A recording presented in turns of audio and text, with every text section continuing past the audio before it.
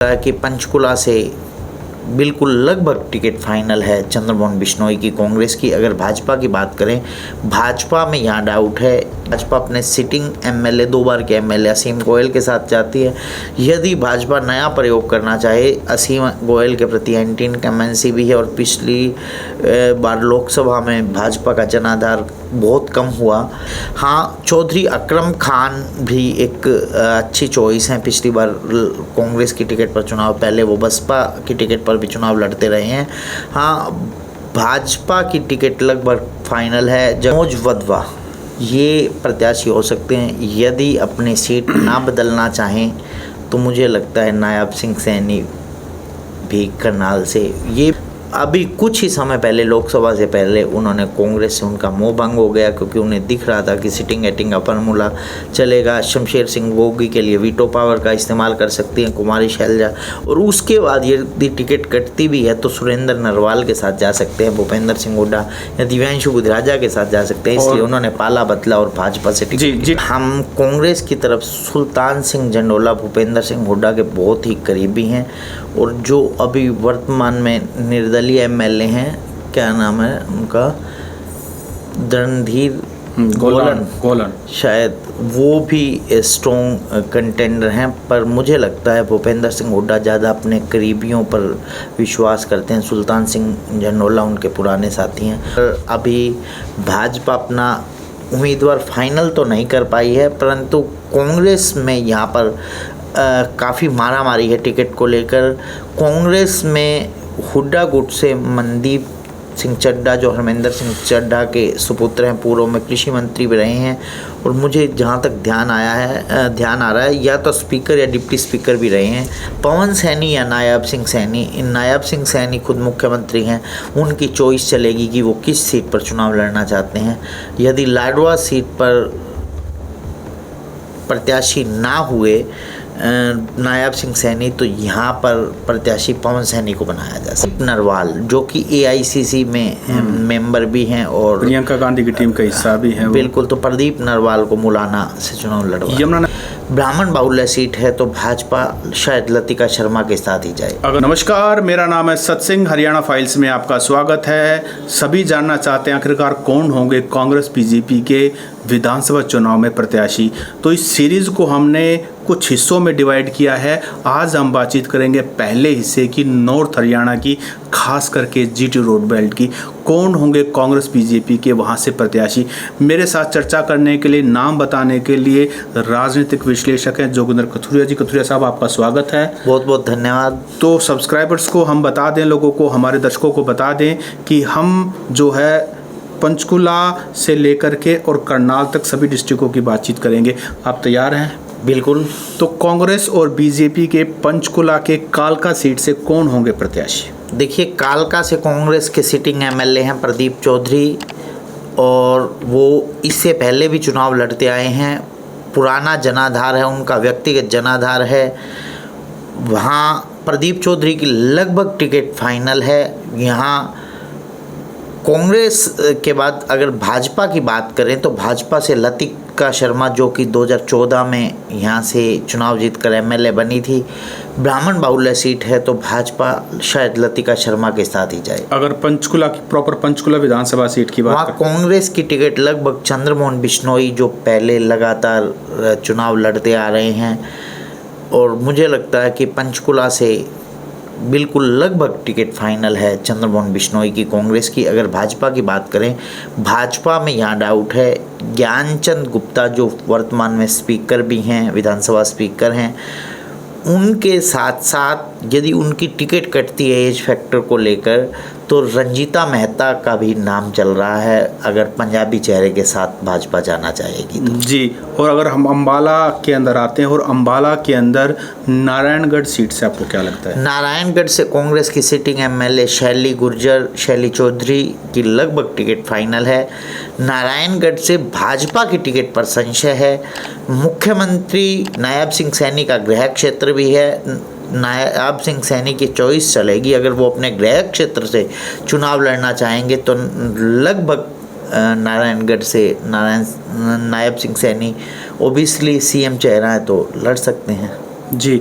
और अम्बाला सीट से अगर बातचीत करें तो अम्बाला सीट से अम्बाला की 2 सीट्स हैं, अम्बाला कैंट और अम्बाला शहरी। अम्बाला कैंट की बात कर लेते हैं पहले। अम्बाला कैंट की जो सीट है वहाँ पर अनिल विज जो कि पूर्व में गृह और स्वास्थ्य मंत्री रहे हैं, उनकी भाजपा की तरफ से टिकट फाइनल है। अगर कांग्रेस की बात करें, पिछली बार इंडिपेंडेंट चुनाव लड़ी थी चित्रा सरवारा, इस बार वो कांग्रेस में शामिल हो चुकी हैं, तो कांग्रेस से लगभग उनकी टिकट फाइनल नज़र आ रही है, क्योंकि पिछली बार भी उन्होंने अच्छे खासे वोट प्राप्त किए। और अम्बाला सिटी से अम्बाला सिटी से देखिए, यदि कांग्रेस को मजबूत चेहरे की ओर जाना है तो चित्रा सरवारा के ही पिता निर्मल सिंह कांग्रेस के दिग्गज चेहरे रहे हैं, कई बार के एमएलए हैं। पिछली बार उन्होंने 2019 में लोकसभा का चुनाव कुरुक्षेत्र से लड़ा था, तो एक मजबूत चेहरे हैं। यदि एक ही परिवार को 2 टिकट्स ना देना चाहे कांग्रेस, तो वहाँ पे जसप्रीत मल्लौर वो एक स्ट्रॉन्ग चेहरे हैं, पहले एक्स एमएलए भी रहे हैं और शायद पिछली बार कांग्रेस की टिकट पर उन्होंने ही चुनाव लड़ा था। अगर हम भाजपा की बात करें, भाजपा अपने सिटिंग एमएलए 2 बार के एमएलए असीम गोयल के साथ जाती है। यदि भाजपा नया प्रयोग करना चाहे, असीम गोयल के प्रति एंटी इनकम्बेंसी भी है और पिछली बार लोकसभा में भाजपा का जनाधार बहुत कम हुआ, तो वहाँ पे विनोद शर्मा जो कार्तिकेय शर्मा के पिता हैं, पुराने समय में कांग्रेसी थे और भूपेंद्र सिंह हुड्डा के करीबी थे, विनोद शर्मा के साथ भी भाजपा जा सकती है। और मुलाना सीट पे जो रिजर्व सीट है, देखिए मुलाना सीट पर इधर से जो बंतो कटारिया जिन्होंने लोकसभा का चुनाव लड़ा था भाजपा से, वो दावा जता रही हैं और पिछली बार शायद राजवीर सिंह या रामवीर सिंह ने भाजपा की टिकट पर चुनाव लड़ा था, लिटिल बिट मार्जिन से हारे थे, वो भी प्रत्याशी हो सकते हैं। भाजपा देखिए किस पर दांव खेलती है। बंतो कटारिया या राजवीर सिंह या रामवीर सिंह नाम मेरे को ध्यान से उतरा।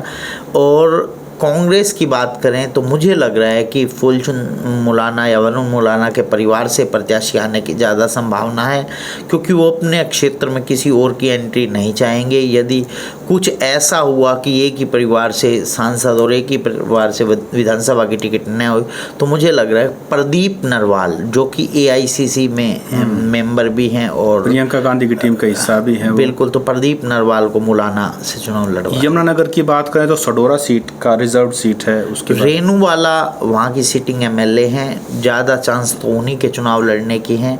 वो कुमारी शैलजा के गुट से हैं। यदि वहाँ भूपेंद्र सिंह हुड्डा अपना प्रत्याशी लाना चाहेंगे तो मुझे लगता है कि वहाँ पर ब्रिजपाल छप्पर या उनकी धर्मपत्नी पिंकी छप्पर बहुत ही स्ट्रॉन्ग चेहरे होंगे। और जगाधरी से बात करें तो जगाधरी से देखिए, दोनों ही भूपेंद्र सिंह हुड्डा गुट के पास आदर्श पाल जो पीछे आम आदमी पार्टी छोड़कर शामिल हुए हैं, पिछली बार शायद इंडिपेंडेंट चुनाव लड़ा था और अच्छे खासे वोट्स लिए थे। हाँ, चौधरी अकरम खान भी एक अच्छी चॉइस हैं। पिछली बार कांग्रेस की टिकट पर चुनाव, पहले वो बसपा की टिकट पर भी चुनाव लड़ते रहे हैं। हाँ, भाजपा की टिकट लगभग फाइनल है। जगाधरी से कंवरपाल गुर्जर ही चुनाव लड़ेंगे। और यमुनानगर सीट से यमुनानगर से घनश्याम दास अरोड़ा ये भाजपा के प्रत्याशी हो सकते हैं और कांग्रेस से मुझे लगता है राजन शर्मा जो कि कृष्णा पंडित के सुपुत्र हैं, उनकी टिकट लगभग फाइनल दिखाई दे रही है। और रादौर सीट से कांग्रेस से बिशन लाल सैनी और भाजपा से श्याम सिंह राणा जो कि अभी करंट में इनेलो छोड़कर भाजपा में आए हैं। पिछली बार वो भाजपा में थे, परंतु भाजपा ने उन पर दांव नहीं खेला था, भाजपा ने उनकी टिकट काट दी थी। वहाँ पे कांग्रेस के प्रत्याशी बिशन लाल सैनी चुनाव जीत गए थे। इस बार श्याम सिंह राणा पर दांव खेलती हुई दिखाई दे रही है मुझे भाजपा जी। और हम कुरुक्षेत्र डिस्ट्रिक्ट में आते हैं। सबसे पहले लाडवा सीट, आजकल मुख्यमंत्री का नाम भी सुनाई दे रहा है। देखिए, मुख्यमंत्री का नाम बिल्कुल सुनाई दे रहा है, मुख्यमंत्री भी हो सकते हैं। वहाँ पर मुझे लगता है पवन सैनी जो कि संगठन में पकड़ रखते हैं, पहले पूर्व में विधायक भी रहे हैं, पवन सैनी या नायब सिंह सैनी। नायब सिंह सैनी खुद मुख्यमंत्री हैं, उनकी चॉइस चलेगी कि वो किस सीट पर चुनाव लड़ना चाहते हैं। यदि लाडवा सीट पर प्रत्याशी ना हुए नायब सिंह सैनी, तो यहाँ पर प्रत्याशी पवन सैनी को बनाया जा सकता है। और मेवा सिंह लाडवा से कांग्रेस की टिकट सीटिंग गेटिंग का फार्मूला चल रहा है वहाँ पर। अगली सीट रिजर्व सीट है शाहबाद। शाहबाद में कांग्रेस के पास प्रत्याशियों की लंबी फहरिस्त है। यहाँ पर रामकरण काड़ा भी हो सकते हैं और भी अनिल धनतोड़ी जो लगातार चुनाव लड़ते आए हैं, परंतु भूपेंद्र सिंह हुड्डा अपने कब्जे में रखना चाहेंगे। अनिल धनतोड़ी शायद रणदीप सिंह सुरजेवाला के ग्रुप से हैं, तो मुझे लगता है कांग्रेस की टिकट है या तो रामकरण काला की झोली में जाती हुई दिखाई दे रही है। यदि एआईसीसी से रामकरण काला को मंजूरी नहीं मिली और एआईसीसी अपने मेंबर को चुनाव लड़वाना चाहे, तो प्रदीप नरवाल को शाहबाद में भी एडजस्ट किया जा सकता है, क्योंकि हर नेता फ्यूचर देखकर चलता है। चाहे वो साढौरा सीट हो या सीटों मुलाना, ये वरुण मुलाना का लोकसभा क्षेत्र आ जाएगा। वो ये सोचेंगे यदि यहाँ से प्रदीप नरवाल चुनाव जीत जाते हैं तो फ्यूचर में वो अम्बाला सीट के स्ट्रॉन्ग कंटेंडर हो जाएंगे। इसलिए मुझे लगता है शाहबाद से चुनाव लड़ने की संभावना प्रदीप नरवाल की ज़्यादा। बीजेपी से शाहबाद से कृष्ण बेदी का ही नाम लगभग मुझे फाइनल लग रहा है और ऑप्शन भाजपा के पास ज़्यादा है। और थानेसर से सुभाष सुधा यहाँ भाजपा के प्रत्याशी होंगे और अशोक अरोड़ा कांग्रेस के प्रत्याशी होंगे। और पेहवा से संदीप सिंह की टिकट पक्का कटेगी। यहाँ पर अभी भाजपा अपना उम्मीदवार फाइनल तो नहीं कर पाई है, परंतु कांग्रेस में यहाँ पर काफ़ी मारामारी है टिकट को लेकर। कांग्रेस में हुड्डा गुट से मनदीप सिंह चड्ढा, जो हरमिंदर सिंह चड्ढा के सुपुत्र हैं, पूर्व में कृषि मंत्री भी रहे हैं और मुझे जहाँ तक ध्यान आ रहा है या तो स्पीकर या डिप्टी स्पीकर भी रहे हैं। हरमिंदर सिंह चड्ढा उनके सुपुत्र हैं और मुझे लगता है कि उन पर ही भूपेंद्र सिंह हुड्डा दांव खेलना चाहेंगे। पिछली बार थोड़े से मार्जिन से वो चुनाव हारे थे। हाँ, भाजपा इस बार एक और रणदीप सिंह सुरजेवाला ने अभी पीछे संदीप ओमकार की एंट्री करवाई थी। संदीप ओमकार पर यदि रणदीप सिंह सुरजेवाला की, क्योंकि जो उनके गृह क्षेत्र के बिल्कुल नज़दीक पड़ता है, यदि वो वहाँ अपनी चलाने में कामयाब हुए तो स्वामी संदीप ओमकार भी वहाँ से प्रत्याशी हो सकते हैं। जी, कैथल अगर डिस्ट्रिक्ट में आते तो सबसे पहले गोला रिजर्व सीट है। देखिए, गोला से दो स्ट्रॉन्ग चेहरे हैं। यदि ईश्वर सिंह के सुपुत्र जो कि सिटिंग एमएलए भी रहे जेजेपी से, उनके सुपुत्र कांग्रेस में टिकट की ट्राई कर रहे हैं। भूपेंद्र सिंह हुड्डा उन पर कितना विश्वास जता पाते हैं। एक दिल्लूराम बाजीगर उनके पुराने लगा लो टिकटार थे, भी कई बार वहाँ से एमएलए भी चुने गए। तो देखिए, इन दोनों में ही ज़्यादा जो मुकाबला नज़र आ रहा है। और कलायत में मुझे लग रहा है, देखिए 2-3 प्रत्याशी ज़बरदस्त वहाँ पर हैं।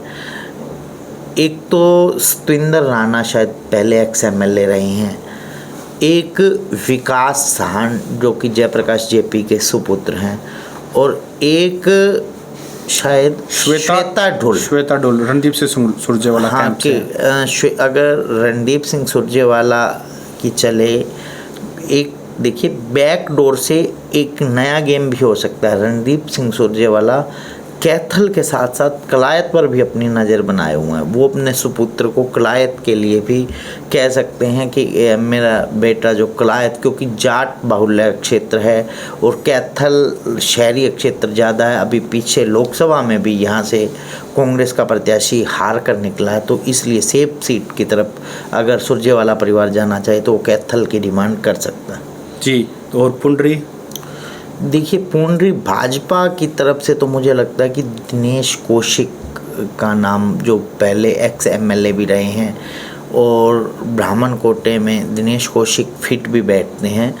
यदि हम कांग्रेस की तरफ सुल्तान सिंह जंडोला भूपेंद्र सिंह हुड्डा के बहुत ही करीबी हैं और जो अभी वर्तमान में निर्दलीय एमएलए हैं, क्या नाम है उनका, रणधीर गोलन शायद वो भी स्ट्रॉन्ग कंटेंडर हैं, पर मुझे लगता है भूपेंद्र सिंह हुड्डा ज़्यादा अपने करीबियों पर विश्वास करते हैं। सुल्तान सिंह झंडोला उनके पुराने साथी हैं, उनकी टिकट लगभग फाइनल दिखा। और करनाल पे आते हैं तो करनाल में नीला खेड़ी रिजर्व सीट है, वहाँ पर एक मुझे इन दोनों विधानसभाओं में डाउट है, रणधीर गोलन और धर्मपाल गोंदर तो पुंडरी से आते हैं। हाँ, और तो धर्मपाल गोंदर जो कि निर्दलीय विधायक लोकसभा चुनाव से पहले ही यहाँ शामिल हुए थे कांग्रेस में, और वहाँ पर भाजपा अगर अपने सिटिंग एमएलए पर दांव खेलती है तो कबीरपंथी जो भी उनके सिटिंग एमएलए ज़्यादा संभावना होने की नज़र आ रही है जी। और ये इंद्री से, इंद्री एक रोचक सीट है। कांग्रेस के पास काफ़ी विकल्प हैं। कांग्रेस यहाँ से 100% ओबीसी कोटे से अपना इस बार प्रत्याशी उतारेगी। राकेश कंबोज या कैलाशो सैनी, इनकी संभावना ज़्यादा प्रतीत होती है। और भाजपा से मुझे लगता है कर्णदेव कंबोज या राम कुमार कश्यप, इनकी चुनाव लड़ने की संभावना ज़्यादा। और प्रॉपर करनाल से, प्रॉपर करनाल से देखिए कांग्रेस की तरफ से सुमिता सिंह या फिर एक मनोज वधवा, ये प्रत्याशी हो सकते हैं। यदि अपने सीट ना बदलना चाहें तो मुझे लगता है नायब सिंह सैनी भी करनाल से, ये भी हो सकता है कि वो 2 सीटों पर चुनाव लड़ें। और गरोंडा से एक और पीछे बात सुनने में आ रही थी, सुभाष सुधा की एंटी इनकम्बेंसी है, वहाँ पर उनकी स्थानीय सीट थानेसर पर डीडी शर्मा को चुनाव लड़वाकर भाजपा सुभाष सुधा को करनाल भी एडजस्ट कर सकती है, क्योंकि सुभाष सुधा मुख्यमंत्री नायब सिंह सैनी के भी और पूर्व मुख्यमंत्री मनोहर लाल के भी करीबी हैं। तो इनकी टिकट नहीं काटना चाहती, परंतु ये जीत भी जाए थानेसर सीट पर एंटी इनकम्बेंसी की काट देखते हुए वहाँ पर डीडी शर्मा को चुनाव लड़वाया जाए और इन्हें करनाल सीट पर चुनाव लड़वाया जाए, सेफ सीट पर आसानी से। घरौंडा से देखिए, घरौंडा से बीजेपी की टिकट तो हरविंदर कल्याण को ही जाएगी। यदि हम कांग्रेस की टिकट की बात करें, एक तो वीरेंद्र सिंह राठौर और एक प्रत्याशी और वहाँ टिकट की ट्राई कर रहा है। यदि कांग्रेस एआईसी से अपने नज़दीकी मेंबर को चुनाव लड़ तो उसमें वीरेंद्र सिंह राठौर मजबूत बन। असम से शमशेर गोगी जो कुमारी शैलजा गुट से हैं, यदि भूपेंद्र सिंह हुड्डा गुट अपना प्रत्याशी उतारना चाहेंगे तो दिव्यांशु बुद्धि राजा या फिर सुरेंद्र नरवाल एक दिग्गज परिवार से हैं। वो उनके परिवार ने लगभग 18 चुनाव लड़े हैं और 17 चुनाव जीते हैं। सुरेंद्र नरवाल ने जो एक ही चुनाव हारा वो केवल करनाल से मनोहर लाल खट्टर के विरुद्ध, उनकी जो स्थानीय सीट बनती थी वो असंध ही बनती थी, उन्हें करनाल में फंसाया गया और करनाल में वो चुनाव हार गए। बीजेपी से कौन हो सकते हैं?